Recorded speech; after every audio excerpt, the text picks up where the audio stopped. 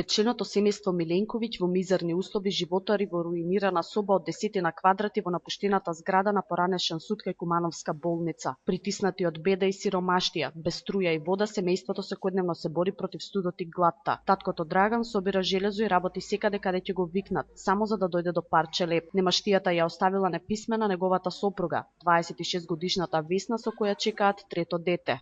Немamo ni drva, ni šporet, ги кажува ги у социјално, викам немам ни дрва, спiju кој да сестру ми, со овој дете. Главно не просимо, не идем.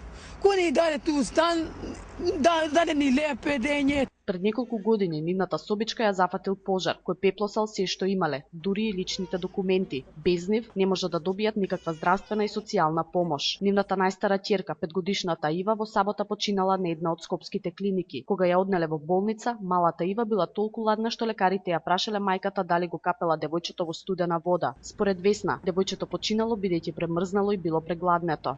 Дома муж ми не беше, ту на работу беше, и кога дојде муж ми виде дека за укочено дете, вика што му е, викам не знам. Одма ми даде пари, одводи на доктор га води и доктор ми кажава, вика одма вика директ за Скопје. И у Скопје ништо не мора да му помогне, умре.